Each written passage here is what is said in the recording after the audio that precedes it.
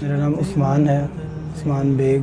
جب میں کالج میں گیا تو میں تقریباً اس ٹائم میں 18 یا 19 سال کا تھا۔ کالج سے پہلے ہی مجھے بہت شوق تھا کہ میں جو ہے وہ میڈیا کو جو ہے وہ جوائن کروں اور ایکٹنگ کروں اور ماڈلنگ کروں۔ تو مجھے کچھ دوست اس طرح کے ملے، کچھ گیدرنگ اس طرح کی ملی، کچھ ایسا ماحول ملا کہ جو ہے وہ مجھے دنیاوی زندگی میں زیادہ گھس گیا۔ میرا ایک دوست تھا، اس نے مجھے کہا کہ یار تمہاری اسکرین بیوٹی جو ہے وہ اچھی ہے، تمہارا فیس بھی اچھا ہے، تو تم ماڈلنگ کو جو ہے وہ جوائن کرو۔ تو مجھے لے گیا اور پھر اس نے میرے شوٹس کروائے اور پھر مجھے جو ہے وہ ماڈلنگ میں ان کروایا۔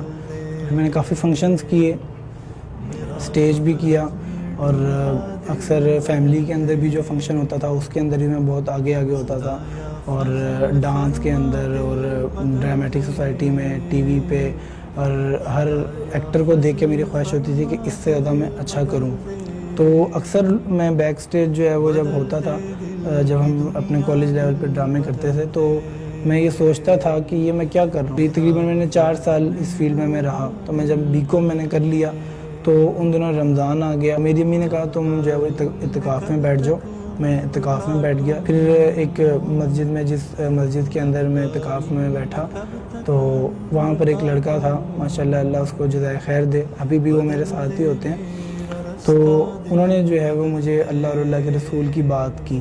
خود تو ہم پڑھتے تھے، لیکن انہوں نے اپنی زبان سے مجھے دعوت دی، اور وہ دعوت کے بول وہ میرے دل میں اترے۔ جب وہ دین کی دعوت دیتا اور میں دین کی بات سنتا تو میں اتنا روتا کہ مجھے نہیں پتا ہوتا تھا کہ اس وقت کیا ٹائم ہوا ہے اور میرے ارد گرد کون بیٹھا۔ رمضان کے بعد جو ہے وہ میرے ساتھ 3 دن کے لیے جماعت میں جاؤ گے۔ وہ پھر جب جو ہے وہ میں اعتکاف سے اٹھا تو 5-6 دن جو ہے وہ ہم چلے گئے وہاں پر، ابراہیم مسجد چلے گئے، اور وہاں پر 3 دن کے لیے جو ہے وہ ہم نے تشکیل کروائی۔ لاہور میں پھر ایک مسجد تھی چھوٹی سی، ادھر ہماری تشکیل ہوئی، چھوٹی سی مسجد تھی، وہاں پر ہماری تشکیل ہوئی۔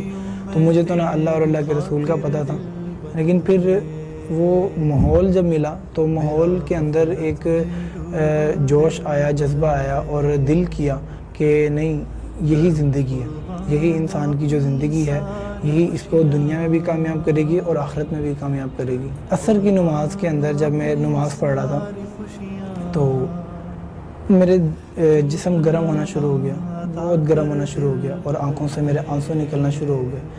ایسا تھا کہ میرے رونگٹے کھڑا ہونا شروع ہو گئے۔ جب مولوی صاحب جو ہے وہ اللہ اکبر کہتے تھے، رکوع میں جاتے تھے، سجدے میں جاتے تھے، تو ایک سکون ملتا تھا۔ میں نے اللہ سے دعا کی کہ اللہ، یہ 3 دن اس کو میری زندگی بدلنے کے جو ہے وہ سبب بنا دے۔